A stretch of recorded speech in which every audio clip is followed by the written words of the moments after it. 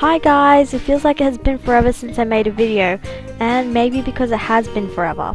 With last year being so busy for myself, I finally have found some time to just sit down and make a new video.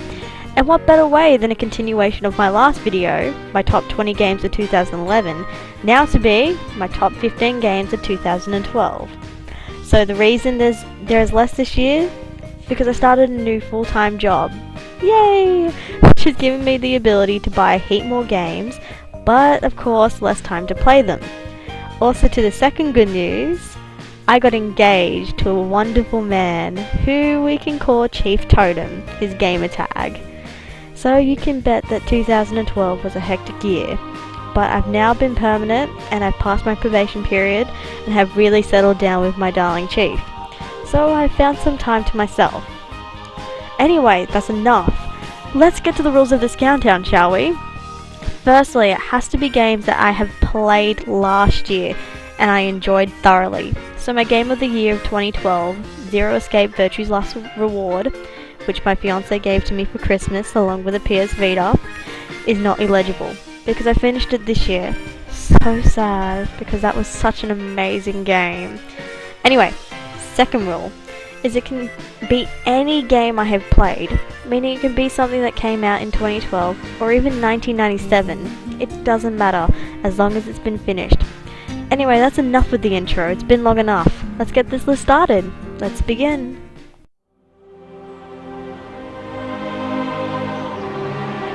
It didn't take long for Reach to fall. Starting off on our list, we have our hard-working plumber on another search and rescue mission to find his love, Princess Peach. This game was a nice adaptation of our classic 2D Mario into a 3D environment, and was spectacular. Instead of walking down a linear path to go through the levels begin to feel more expansive. Yes, I know, it is slightly still linear, but it's slowly starting to feel like Super Mario Galaxy has come to the handheld. It's a journey onto our 3DS that we don't want to miss. I personally believe if anyone is after a Mario 3DS game, get Super Mario 3D Land. It is so much better than the lower entry Super Mario Bros. 2. Why did I buy you in the first place?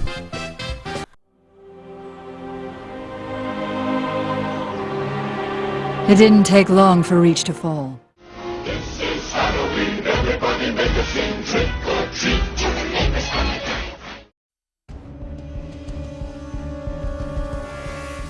Costume Quest is not your typical long RPG.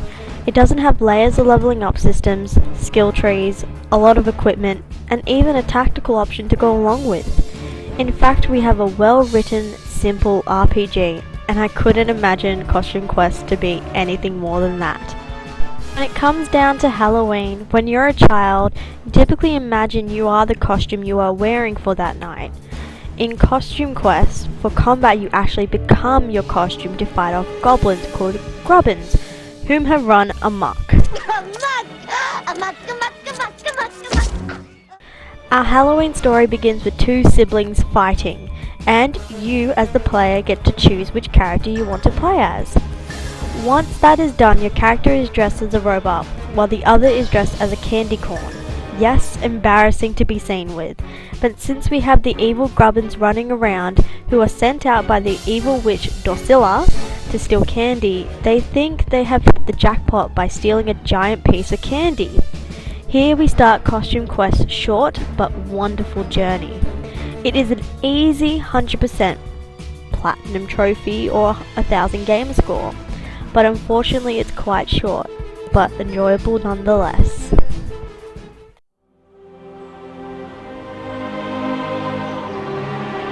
It didn't take long for Reach to fall. I am one of those Sonic fans who believes that the past Sonic games really did suck. They just weren't enjoyable for me. I can't comment on Sonic Colors though, as I don't really play my Wii much anymore, and I don't have it on DS. However, here comes this little gem called Sonic Generations, and boy did they hit a real sweet spot with this game. The true classic 2D Sonic gameplay of the 90s, which we all grew up with, clashing with the 3D Sonic gameplay which other fans have grown to love. We have got nostalgia written all over this. Let's just call this game Sonic Nostalgia. When added high replay value and a heap of extra content to this winning formula, you have one of the better Sonic games out there today. We have two different Sonics coexisting in this Sonic game as a result of time-bending plot that is going on. While celebrating Sonic's birthday, the Time Eater monster has torn the party apart and left others in the abyss while modern Sonic meets up with his retro self to recover their buddies. I played this on the 360 and I think this is an absolute gem.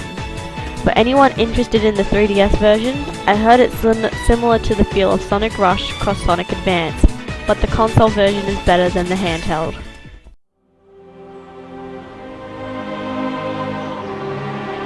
It didn't take long for Reach to fall.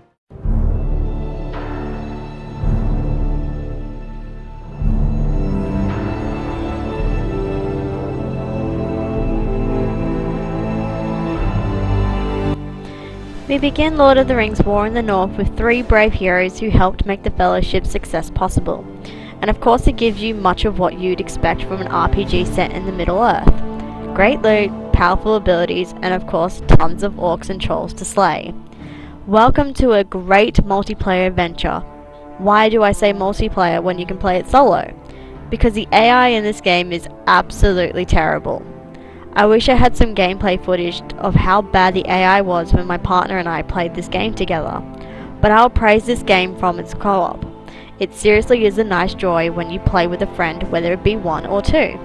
Regardless of which hero you decide to choose, your basic abilities in battle are the same. You'll have light and heavy melee attacks and a range attack. So even if you have a friend who is not very comfortable with games, this is not too much of a challenge for them. I have seen this game in many top 10 disappointing games lists, but I have to put this in my top 10 games of this year, because it can be enjoyable if you can pass off the terrible AI and some glitches that you may come across from time to time.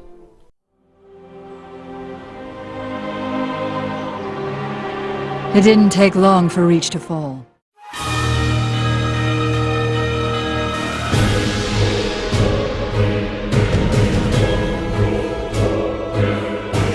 Another Mario clone about saving a princess? Far from it. Castle Crashers is a hilarious brawler set in the medieval countryside. You, being a powerful magic-wielding knight, must cross diverse levels to hunt down an evil sorcerer who rode away on the castle's magic crystal and kidnapped 4 princesses. The combat is simple. Press the X button for satisfying melee attacks, or solo attacks with extra damage using the Y button. Throughout your journey you will verse various amount of bosses and they are all great fun. There is always a pattern to their attacks and it requires strategy in addition to a flurry of attacks to bring them down. This game also introduces a great online co-op where you can enjoy this fun brawler with 3 other friends and fight to the death for the princess's affection. This game really shouldn't be missed. In all honesty, I hope it goes down as a classic. It truly is a great co-op experience. One downfall for such a great game is it has one of the most annoying boss fights I have ever encountered. But that's for another video.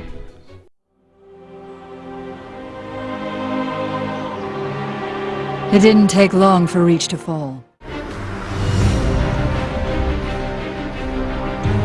Things haven't been good for the Gears even from the beginning of the first cutscene. The human race is really on the ropes now. Having sacrificed their last civilized holdout in a desperate bid to destroy the locusts, they now cling to survival in isolated forts. The first act of this game sets the beginning so perfectly. It puts you straight into the action. It's done so well. Gears of War 3 is my first Gears game I've played and I sure went straight onto the bandwagon of Gears fans.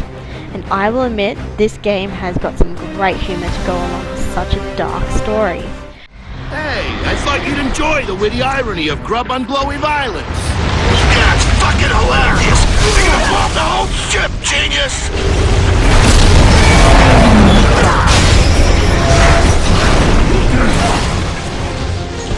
Jump for it! No point! We're so dead! I suppose you want me to say I've always loved you. But I don't. I really, really don't. With great co-op campaign, bring your friends along to this game. Believe me, it will convert them to being a Gears fan. I never thought I'd be the one playing a Gears of War game, but I'm sure I'm happy I started. It definitely is one of the better Xbox 360 exclusives.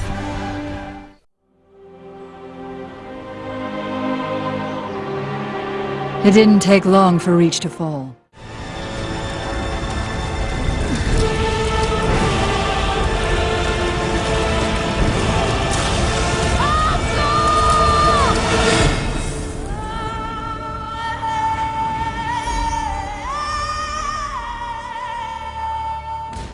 Yes, another co-op game, and a damn fine PC game. Once upon a time in the years far away, the Diablo series defined action role-playing games, especially for the PC. And just as some lost hope that Diablo 3 was never going to come, we finally have it in our hands. And apparently a lot of Diablo fans were extremely disappointed. Well, I for one wasn't. The diversity of character classes, skill customization options, great controls, as a constant stream of gold and loot. This game is great for anyone who loves the feeling for the abundance of treasure. We begin our quest after a flaming star falls from the heavens and crashes into a cathedral in Tristan, the doomed town where the events of Diablo took place. This cosmic occurrence has the side effect of reanimating the dead. This is a game I don't think I could play by myself. So playing with a friend makes it just so much more enjoyable, and being able to choose 5 different characters at the beginning may not seem much in the beginning levels, but you can sure notice the difference come later on. Bring a friend along on this great PC adventure. Trust me, you won't regret it.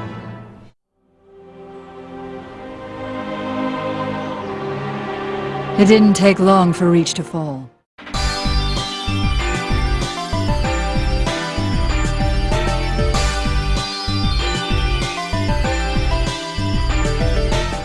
The same old Pokemon formula we all grew up with, but a sequel. This is unheard of, and in fact I don't think a lot of us, the Pokemon fans, saw it coming.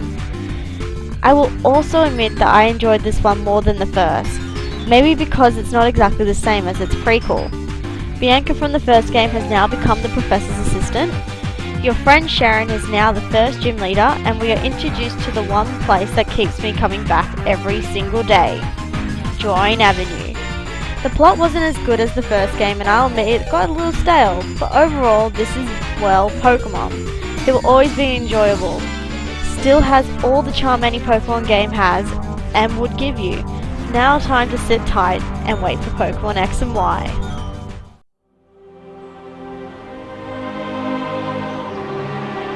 It didn't take long for Reach to fall.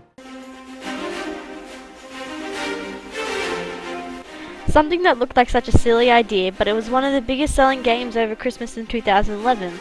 I thought I'd join the bandwagon to see what all the fuss was about, and what awaited me was one of the best little adventure, RPG, platformer, whatever you want to call it, game I've played in a very long time. I finished both Skylanders Spyro's Adventure and Skylanders Giants in 2012, but this one was definitely the winner when it comes to the better game. You control the little figurines called Skylanders, and yourself is known as a portal master, going through each stage and collecting a bunch of items. The hub world for this game is the flying ship, which we are occupied by Patrick Warburton. Well, I got Miss Nartka's interpretive dance 2 semesters. I was using it back because of my weak ankle. Just shut the horn! I know what it is! You're starting to piss me off! You AKA Flint. Name's Flint. Hugo told me to meet you. Boy, you got here just in time. The game is rather simplistic and great for all ages, and what would you know, it's another co-op game, however, only local. If you decide to join the Skylander craze and you end up getting hooked, beware. If you want to collect all the Skylanders like I did in the first game, and now semi doing it for the second, it can be very costly. And yet they have also announced a new Skylanders game with new characters. It's just too expensive.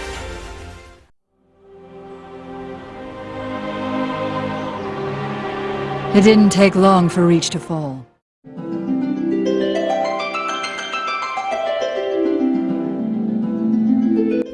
I guess this might be only for Final Fantasy's fans, but the glorious music of Final Fantasy has come together with a very addicting rhythm game. Then again, you don't have to be a fan of the series to appreciate the beauty of the music, but fans will feel nostalgia all over.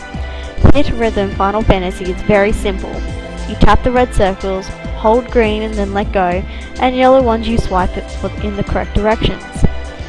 For each series from 1 to 13, you play through 3 different rhythm games. A field one where you get the music from one of the dungeons or landmarks you go through, a battle game where you fight various monsters and attack via the rhythm game, and after a certain amount of enemies have fallen you verse a boss. And the theatre game, where you play the rhythm game while the cutscenes or some gameplay footage is played in the background. It truly is a marvellous game and should be enjoyed by many others, not just Final Fantasy fans.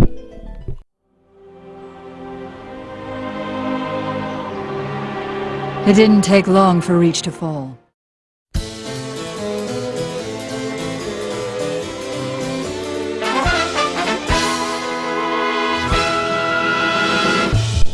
After playing some Theat Rhythm Final Fantasy, I was still in the mood for something rhythm, and I came across this gem in my collection, Rhythm Thief and the Emperor's Treasure. It's hard not to fall in love with this game right off the bat. It is absolutely gorgeous. The story gets going introducing Phantom R, real name Raphael, who is Paris's most wanted thief. You don't understand the doings of his stealing until later on in the game, however. The game has you going through each scenario, such as avoiding guards, playing a violin, or even cooking, through rhythm games, and they are spectacular to play. This isn't just a game that has you sliding your stylus constantly. The rhythm games are quite diverse. When you're not dancing it up, you are going through each map tapping away just like you would have been in Professor Layton, since the map set out is quite similar. There's a lot to love about Rhythm Thief. If you can get past its cheesy story like I did, you'll enjoy the game thoroughly.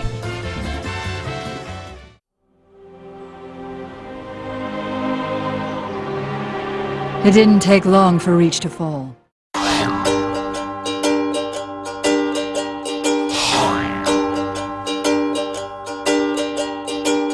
What can I say about Rayman Origins? It's one of those rare gems that should never be missed by any platformer lover.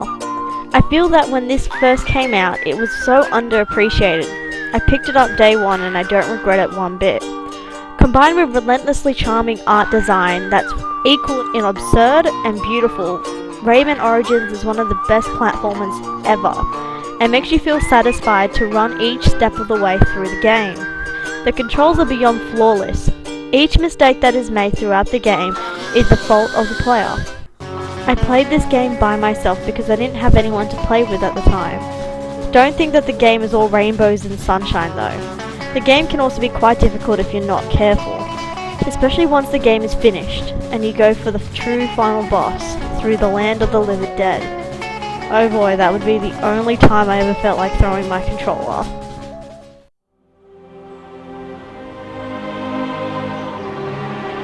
It didn't take long for Reach to fall. Our enemy was...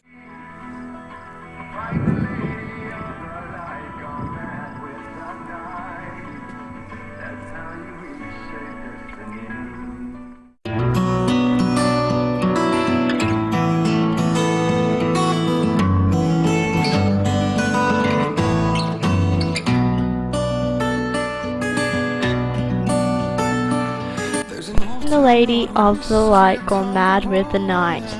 That's how you reshape destiny. Thank you, Alan Wake, for bringing me to my favourite band of all time, but for also being an amazing game.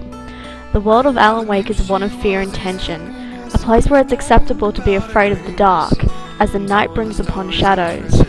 The way Alan Wake tells the story of the game is just so enthralling, and the combat is so frantic that you won't put down the controller until the final conclusion. The game introduces you to our main protagonist, Alan Wake, who is suffering from a writer's block ever since he released his most recent best-selling novel, a couple of years ago. The way the story starts is a novel he has written but has no memory of has come to life, bringing on demonic creatures that torment every waking hour throughout. The story is also told not by a monologue through Alan himself, but also through collectibles you can get from various chapters. The combat is unique, bringing you with a flashlight and a gun, using the light to weaken enemies and the gun to take the final blow. When I told my partner about it, he thought it was stupid, but once played, it is phenomenal. This is another underappreciated game, which you can find in the bargain bin nowadays. Pick this up for a truly amazing story.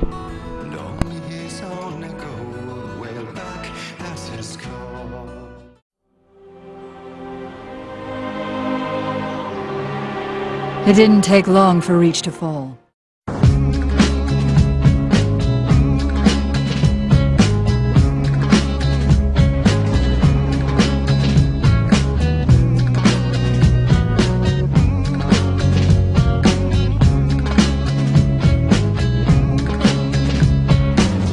2012 I managed to finish the original Borderlands, and absolutely loved it. So when Borderlands 2 was released, it was a day one purchase for me. And it's a lot better than the first one. If you're looking for a story, you have come to the wrong place, as the story is just so minimal and bland. But the gameplay, and especially co-op gameplay, is where it's at for the game. We are introduced throughout the game to some familiar faces: the delusional robot Claptrap, porno-loving mechanic Scooter. Oh crap! Is you Hyperion? I heard all of you were robots and you eat metal out the garbage and stuff. Knew you wired death machines to come for me once Roland went missing. Now if you're here to kill me, you should probably know. You'll never take me alive, you robotic son bitch! And the gorgeous Moxie. How about also the 4 playable characters from the first game as well? Besides the old faces, we are introduced to some other great additions, such as the arrogant antagonist Handsome Jack, one great villain. We also have a teenage demolitionist, the wonderful Tiny Tina, who I absolutely love. All around the cactus plants, the stalker chased the bandit. The stalker thought 'twas all in fun.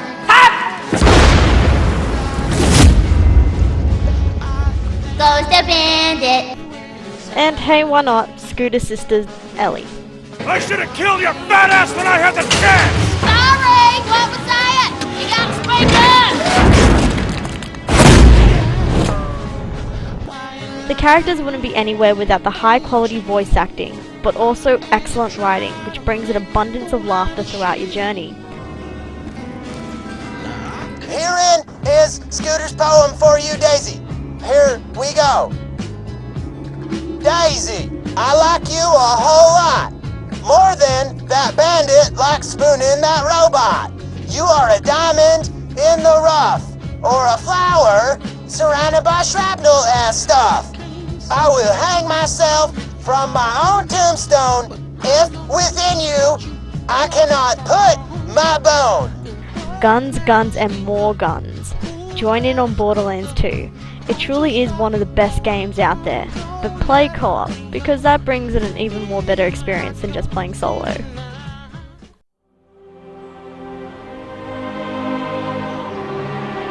It didn't take long for Reach to fall.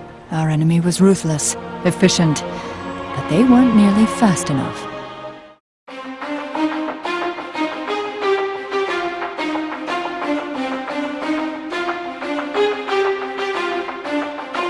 Okay, so I know I said in my 2010 top games that I loved Final Fantasy XIII.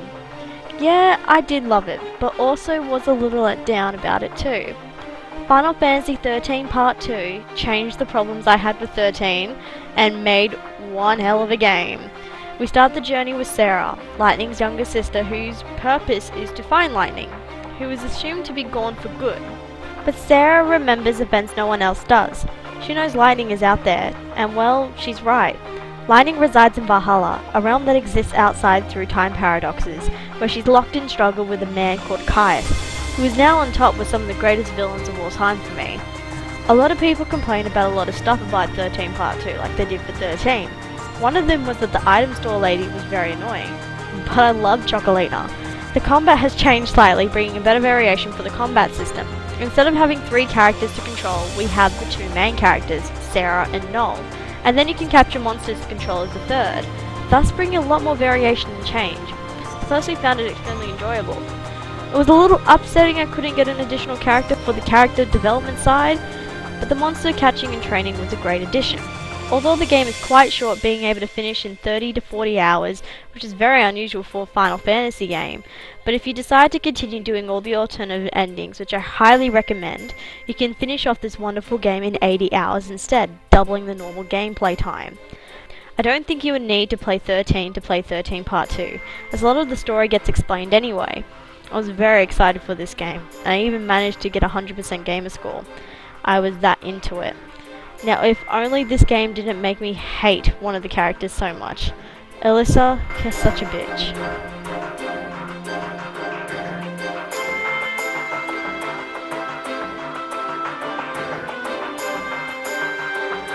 So that's my top 15 games of 2012. I'd love to hear what everyone else had been playing last year and what they enjoyed.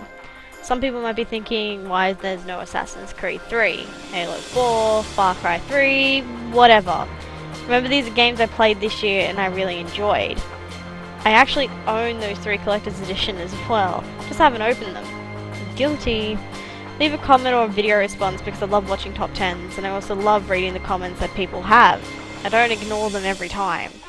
Until next time.